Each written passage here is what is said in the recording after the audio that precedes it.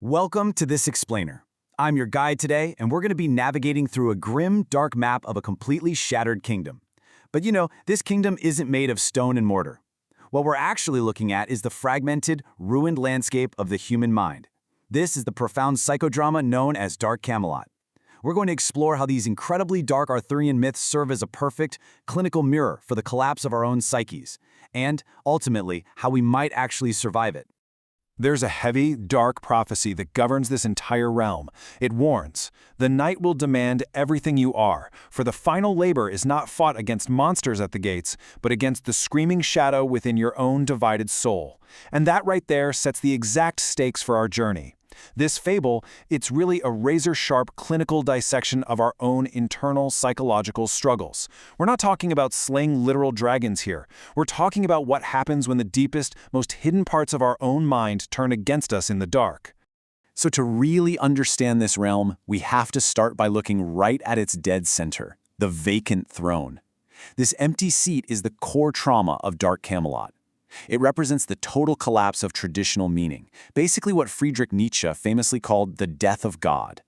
A permanent night has fallen on the mind, and without a king, without any kind of central guiding meaning, our ego, which is represented in this lore as the internal silver wolf, is just left wandering a desolate kingdom, completely bereft of a ruler. But, as we know, a vacuum of power never stays empty for long. To fill the massive void left by the vacant throne, fractured parts of our own psyche step up to usurp control. These are the architects. Think of them as the higher men of the mind who set out on this grand, noble quest, but when they finally looked into the abyss, they blinked. They failed their quests, and so they set themselves up as these twisted, makeshift gods over the ruined state. They are the internal conflicts that are currently keeping us trapped. These failed gods come together to form a dark round table. The primary architects sitting at this table are basically twisted representations of our own memory, reason, and will. And instead of working together to move the psyche forward and heal it, they gridlock it. They trap the mind in stasis. You've got the pale inquisitor ruling over our guilt-ridden memory, the last thinker totally paralyzing our reason, and the tarantula preacher corrupting our will toward the future.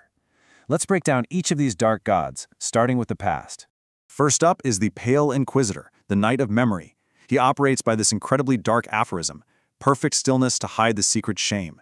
He is the ultimate psychological archetype of stasis. Mirroring Nietzsche's ugliest man, he stands guard at the iron bridge of your mind, clad top to bottom in armor of silver guilt. His whole purpose is to enforce endocratic morality. He demands that you remain perfectly, agonizingly still, endlessly punishing your soul for all its past failures.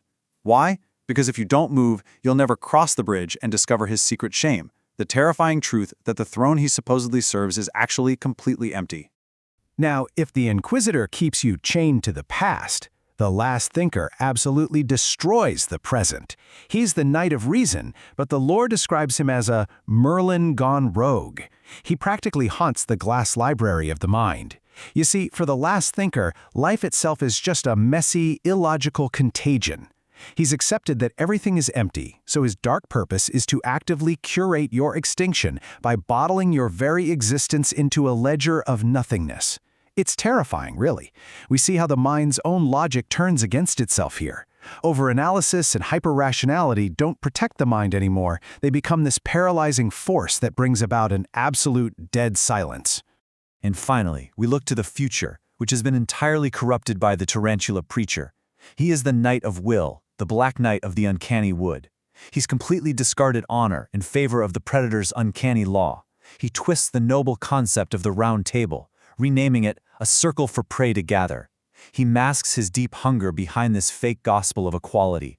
But what he's really preaching is a will to undo.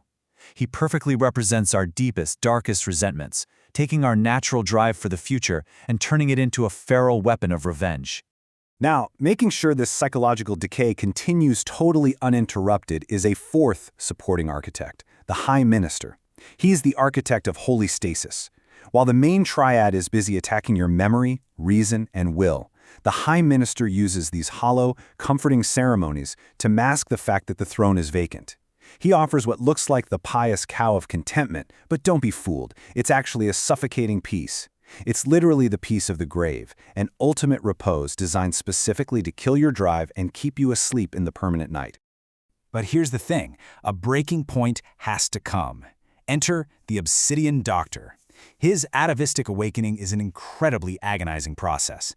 He actually starts out as just a passive, clinical servant to the dark gods. But as this raw mercurial energy is directed into his psyche, he physically transforms into a humanoid crow wearing a plague doctor mask.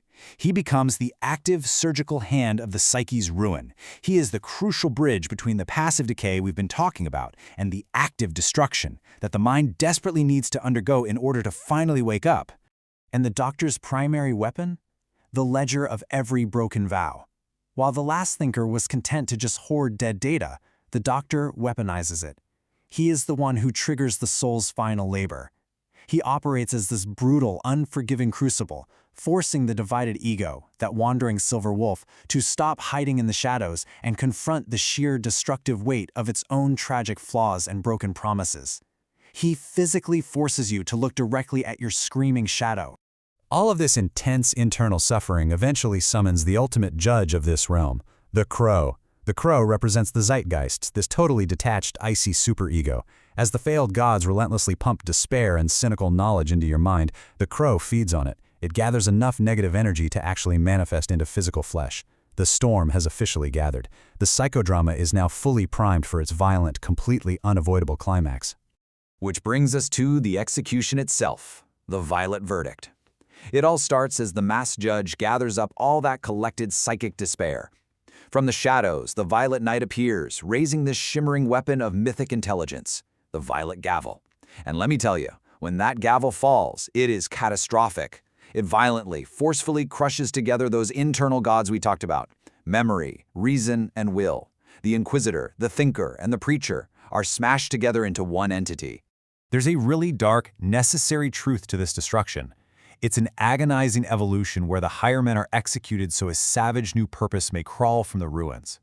You see, you cannot heal by simply reasoning with the tyrannical parts of your mind. They have to be executed. The violet gavel destroys the gridlock. It completely forces the fragmented mind out of its comfortable stasis and pushes it into an unavoidable, ultimate choice. So, two possible fates await you after the gavel strikes.